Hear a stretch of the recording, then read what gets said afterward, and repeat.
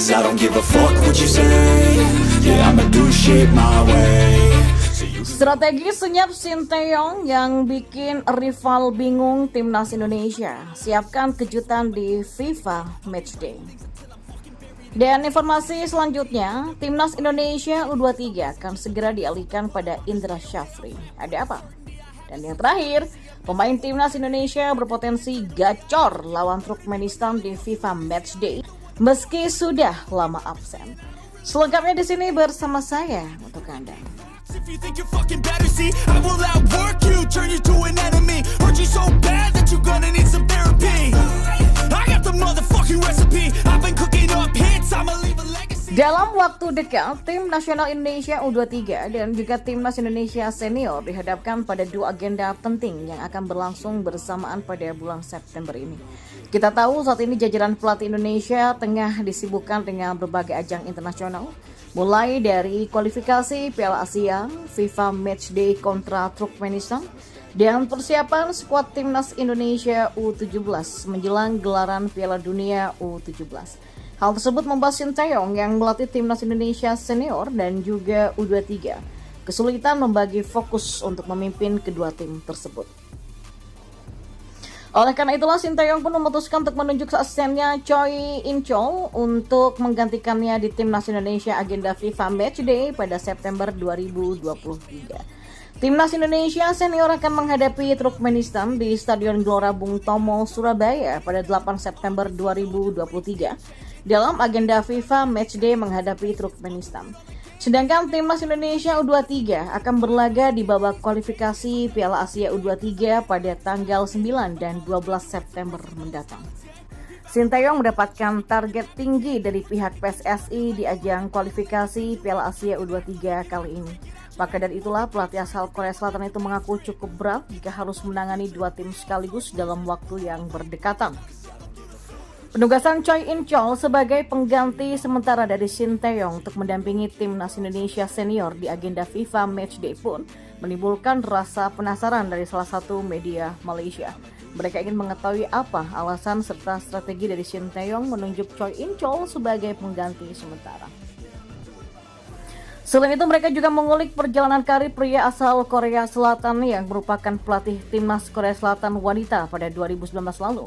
Seperti diketahui kalau penugasan Choi In-chol sendiri, lantaran Sinteyong butuh fokus di timnas Indonesia U23 yang memiliki misi penting untuk lolos ke putaran final Piala Asia U23 2024. Dan informasi selanjutnya, kebersamaan timnas Indonesia U23 dengan Sinteyong hanya tinggal beberapa saat lagi karena skuad Garuda Muda akan segera dialihkan kepada Indra Syafri.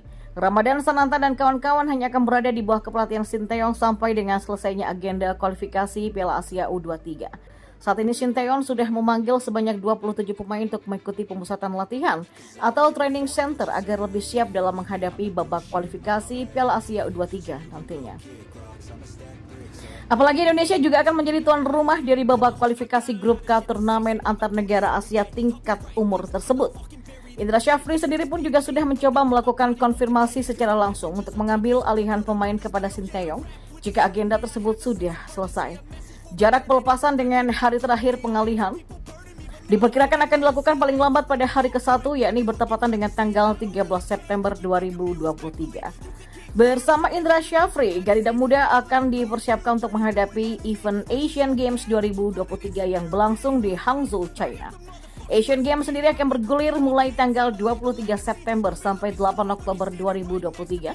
Namun seperti pada umumnya khusus untuk cabang olahraga atau cabur sepak bola akan mulai lebih cepat kalau dibandingkan dengan cabur lainnya, yakni akan dimulai pada tanggal 19 September 2023. Cabur sepak bola putra pada Asian Games 2013 akan diikuti oleh total 23 negara, yang mana dari 23 tadi tim akan dibagi ke dalam 6 grup.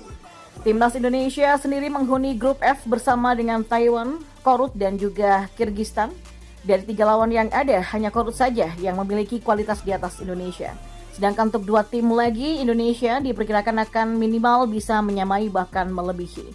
Setelah melihat peta kekuatan tim keseluruhan, Timnas Indonesia punya peluang yang cukup besar untuk lolos dari babak penyisihan grup Asian Games 2023. Harapannya skuad Garuda bisa kembali menampilkan performa terbaiknya Di kompetisi 4 tahunan tersebut layaknya performa yang mereka tunjukkan pada turnamen SEA Games 2023. Menargetkan medali emas pada turnamen ini memang tidak realistis. Namun tampil dengan permainan terbaik adalah sebuah keharusan yang memang harus selalu ditunjukkan dan keajaiban itu bisa saja datang.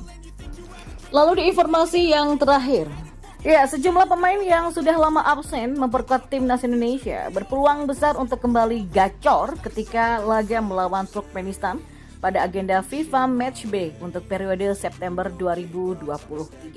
Setidaknya ada 3 nama pemain yang sempat absen lama dari panggilan timnas Indonesia. Namun kini mereka mendapatkan kesempatan kedua dari Sinteyong untuk memperkuat skuad Garuda. Nama-nama pemain ini tentu punya motivasi tersendiri setelah kembali dipanggil timnas Indonesia. Dan itulah sebabnya penampilannya melawan Turkmenistan layak untuk dinantikan. Dan berikut adalah deretan nama pemain yang berpotensi tampil menawan melawan Turkmenistan setelah sekian absen lama. Yang pertama ada Egy Maulana Fikri. Ya, laga timnas Indonesia kontra Turkmenistan menjadi momen comeback-nya bagi Egy Maulana Fikri.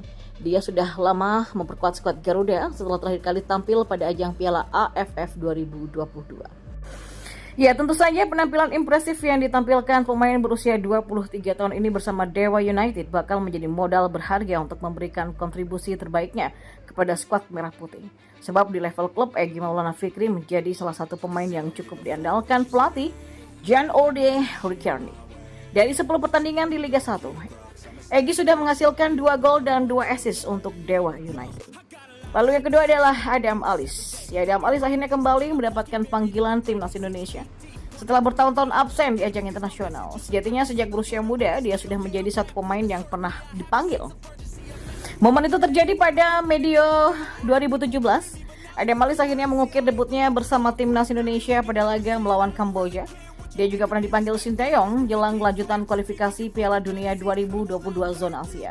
Namun semenjak saat itu namanya tak kunjung mendapatkan panggilan, kini dia kembali mendapatkan kesempatan untuk memberikan kemampuan terbaiknya untuk skuad Garuda. Lalu yang terakhir ada Nadeo Argawinata. Ya, setelah harus bersabar dan menunggu lama, Nadeo Argawinata akhirnya kembali mendapatkan tugas memperkuat timnas Indonesia pada FIFA Matchday.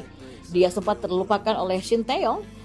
Terakhir kali Nadeo jadi pilihan utama ialah pada Piala AFF 2022. Setelah itu dia tercatat absen pada beberapa laga FIFA Matchday. Nadeo sempat di bangku cadangkan ketika Indonesia 2 kali berjumpa dengan Burundi. Kiper Borneo FC ini bahkan tak mendapatkan panggilan saat skuad Garuda berjumpa dengan Palestina dan Argentina pada ajang FIFA Matchday. Kini dia berpotensi merebut kembali tempat utamanya sebagai kiper andalan timnas Indonesia.